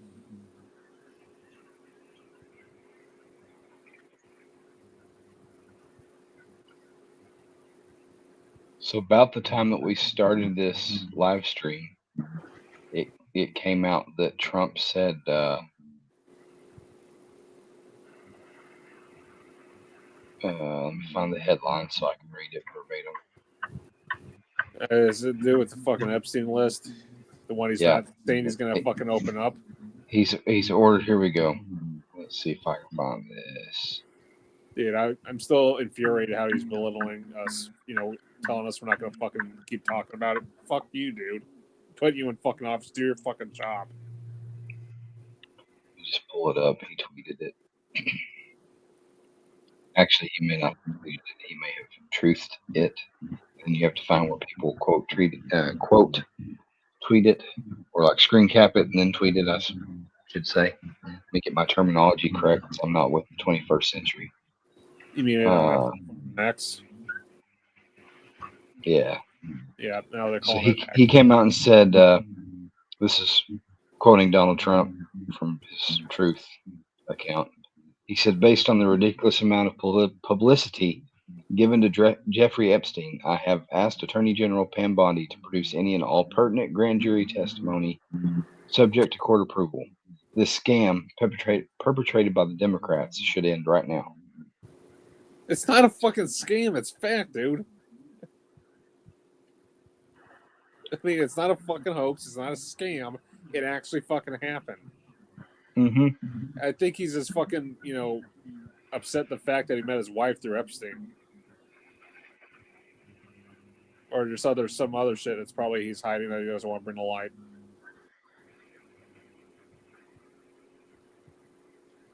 Well, if he's not completely dirtied by Epstein, he was in the proximity of the guy. That alone hurts his reputation. I mean, every fucking person was around him. Even fucking Prince Andrew was around him. I likened it the other day to the way that we give each other a ride to the store. Like, hey, I need to go to the store. Like, well, shit, I'm going that way anyway. Hop in. Rich motherfuckers do that with their planes too. So like, we're both going to New York. Hop on, let's go. Yep. So I can forgive like the flight logs. I'm not ready to, lock people up and throw away the key for just being on the dude's plane. Yep. Especially if you're on there with your family. Like I think RFK Jr. Was on there with like his whole family. Do you think he like slipped in the back and was like messing with underage girls with his family in there? I don't think so. Nope. But Prince Andrew And was.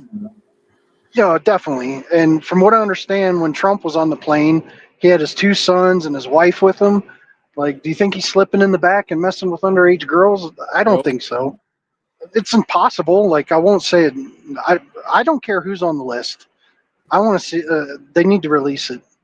Honestly, just bring the truth to light, man. That's all we keep asking. And we're talking the other night on Honda's chat. Like, what are the third order effects of releasing that? If there are a bunch of rich and powerful people on there, like, could it start World War III? I doubt Like, that. Dude. Like somebody with his hand on a nuclear button anyway is about to get exposed for being a child molester. He's like, well, Dude. the news can be nuclear war starts, or the news can be I'm a child molester. Hold on, let me push this button, and the news tomorrow will be about nuclear war and all that stuff about being a child molester. That's all just Oh, enemy propaganda. Just enemy propaganda. That's all. yeah, there's a reason why I don't hang out with E Honda. Or Well, the economy crashes, or half of our government gets impeached or whatever. That all that stuff would be very, very bad. But I'm back to my original thinking. Like, I was coming around on maybe they shouldn't release the list, but now I'm back around to it. I don't care who's on the list, that it needs to be out, because that kind of evil cannot be allowed to exist. Well, Yep. It's like P. Diddy. He just got off scot-free with a lesser crime. Yeah, that was another, like, that's Epstein 2.0. When Epstein got caught, they just transferred it to somebody else. And then you get, what was the other one? Then you got Abercrombie and Finch. Those guys got locked up for good. I didn't hear about that. Yeah, the feds actually had a 10-year-long investigation on them, and they found a whole bunch of pedophile and orgy shit on them. They actually arrested them on. The like creepy looking old blonde haired dude. Yep. Dude, they hired fucking kids for fucking modeling, and then they just had fucking sex with them. Like fucking gay orgies and shit, dude. Unrelated, but Yeah. similar. Have you seen the dude that's was the founder, owner, or whatever, Red Line, that owns the Bang energy drinks? I'm not familiar. Dude looks like coked out, strong Gary Busey.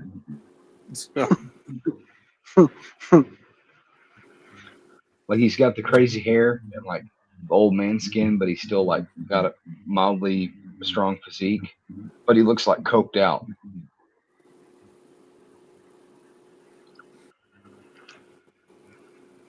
Yeah, that whole modeling and Hollywood thing, I'd consider that the same thing, basically. And I don't know I why. think that's how the industry's been run since probably the 20s. You know, it's not who you know, it's who you blow. You want in this movie? Yeah. And Yeah, I'm but protecting innocence, but there's nobody, at least that's an adult, that's in that industry, in that sphere of influence, that doesn't understand how that works. Like, there's no adult victims in that, I don't think. Ultimately. well, it's like Justin Bieber. Like, people think he chose to do that. Like, dude, how the fuck can you say it when you're that fucking young, dude?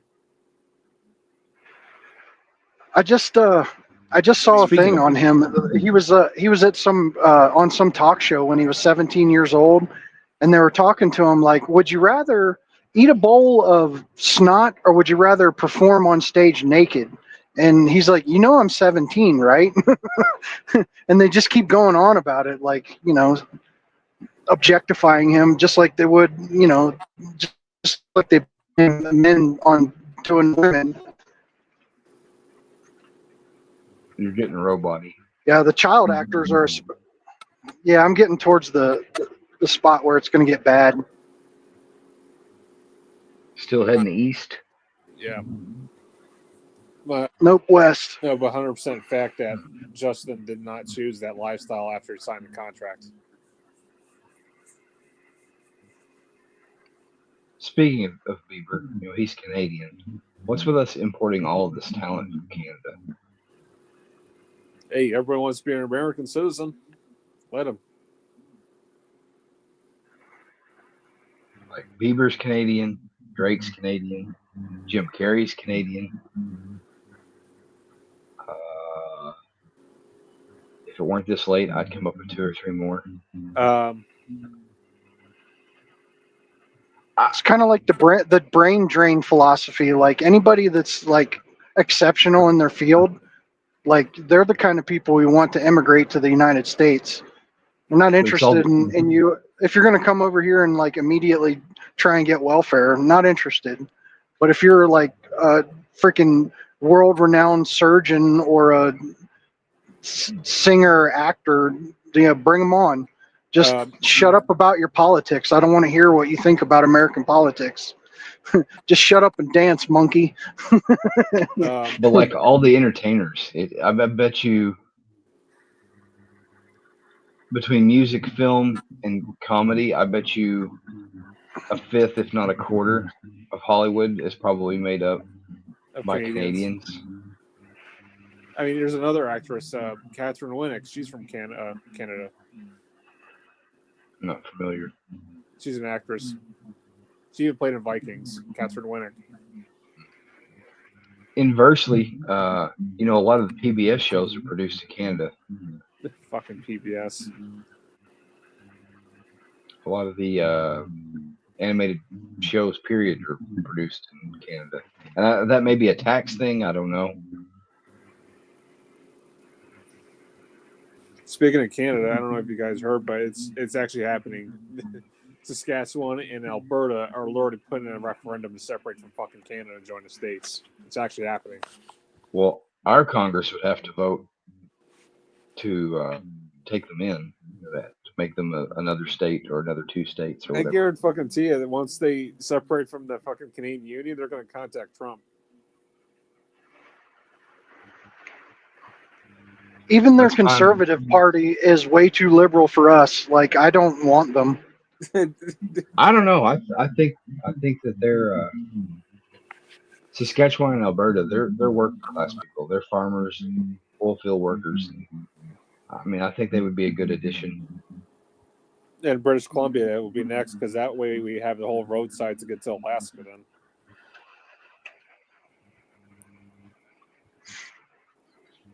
That would be kind of nice. I actually looked into moving to Alaska, and going through Canada is a pain in the ass if you have firearms. It's almost better to just ship your firearms up there and then pick them up when you get up there, rather than go through. Rather than try to go through Canada with them. Yep, we've had lots of customers that have moved up there, or have relatives that live there and have had to ship them one direction or the other to Canada. There's like one time a year, like in the springtime, there's an opportunity to do like a ferry, like freight ferry, to ship stuff up there where it's not like, so you don't have to do air. It's not prohibitively expensive. But other than that, you got to ship it ultimately by air, and it is several $100s to ship one rifle case with as much shit packed in as you can get. Yeah, and the amount of ammo and stuff that I have. You don't want to move to Alaska. I feel nature is calling, but I don't know that Alaska is right for me. What's the one? Montana, maybe? I'm trying to go south. I used to think I like the cold. I don't. I don't know. Texas, Missouri. There's a lot of options, dude. Yeah, I'm actually looking around Arkansas and Missouri, Oklahoma. I still want to stay in the mountains though, Well, there's West because Virginia. yeah, West Virginia is an option for sure if I'm trying to stay kind of close to my grandkids. Because I'm not convinced that the Earth, the poles aren't shifting and all the shit's going to go wrong, and the ice caps are going to melt and the middle of the countries are going to flood. So I got to stay in the Stay in those arcs. the chances aren't zero.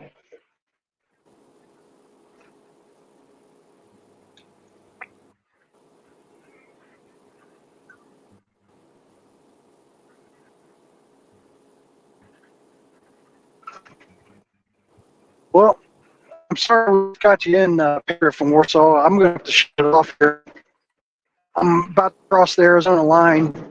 It's like a dead zone for me. So Hey, thanks for the invite, man. yeah. How long were you waiting? Like I kept looking, and then all of a sudden you were there. That was like 3 minutes minimum.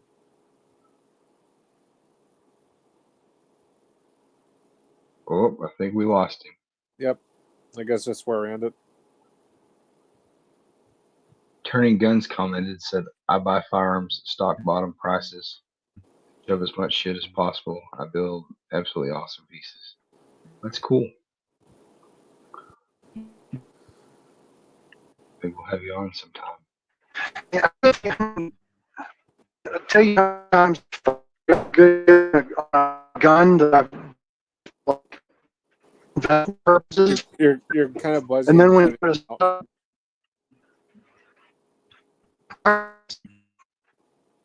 carry. Yep. There you go. All right. Good night, everybody. This was a Pat-Riot production. If you made it to the end, we thank you. Be sure to like, share, and sub to Pat-Riot.